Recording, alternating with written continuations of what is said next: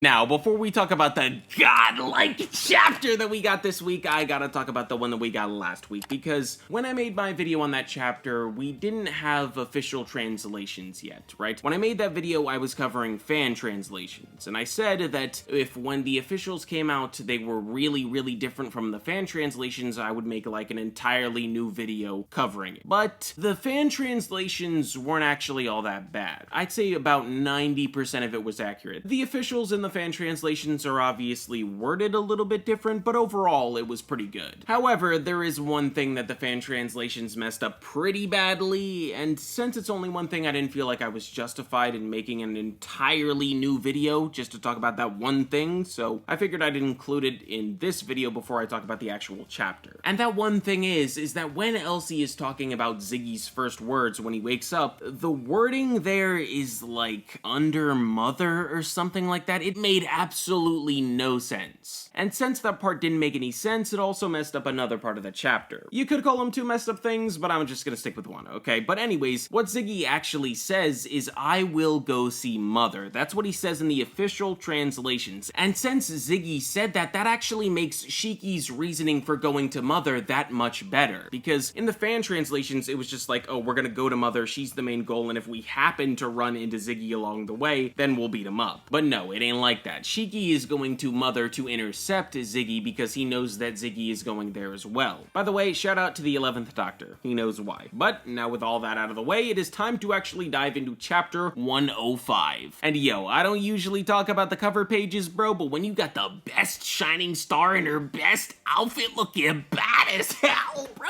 how could I not? Okay, how could I not? Bro, I've been telling y'all that which is the best and the baddest shining star, but y'all sleep on her because you like Sister Ivory too much. But moving on, so the chapter picks up exactly where the last one left off. They are at Dragonfall, and the plan is to just fly straight through it at maximum speed. And they're doing this because there's no other way. The dragons surround the entirety of the Sakura cosmos. But the thing is that all the dragons that are in front of the Eden Zero are dead. And the reason for their loss of life is the Eden's One. And golly, bro, I trash on that ship so much, but it is a force to be reckoned with. And which even speculates that it might have Etherion too. We still don't know what Etherion is, but if this is just a glimpse at what it can do, everybody's in trouble. But to get back to it, while the Eden Zero is making its way through this graveyard of dragons, a living one appears, and it's pretty pissed off because obviously a lot of its friends are dead. Suddenly, then more of them appear, and now the crew has a fight on their hands. So the crew mans the battle stations. They hop on the guns and they start unloading on these dragons, bro. Hamura, however, is having a little bit of trouble because marksmanship is not her forte. She is a close-range fighter. Luckily for her, though, Jinn decides to sub in. He says, I can't let this ship sink, okay? Move over, I got this. He then tells Hamura that this doesn't mean that he forgives her because she still hurt Clean. But Clean then shows up and says, no, you got it all wrong. Hamura didn't do anything wrong, it was Drake and Joe, so please forgive her.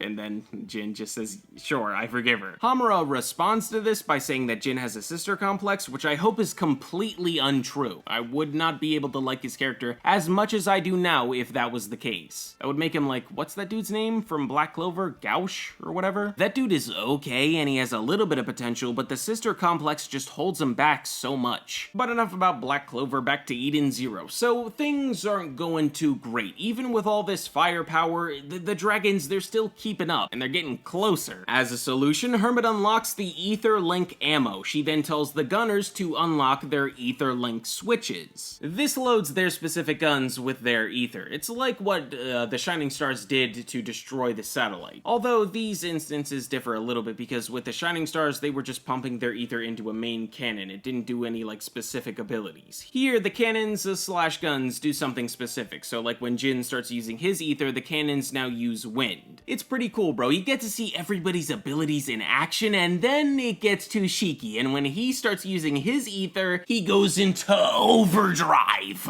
I wonder if he can just activate Overdrive at will now, or was it only brought out because he was pouring his ether into the ship? Either way, bro, at this moment, it don't really matter, dog, because Shiki just doing his thing, and I love it. Shiki is just one of the most badass MCs of this generation, bro. Also, I really like that Overdrive has like a set outfit. It's pretty cool and unique. But anyways, Shiki lets out a super gravity cannon, and this stops the dragons in their tracks, so the Eden Zero can progress, but they then find themselves being swallowed up by a sea in space. And inside this sea is a ginormous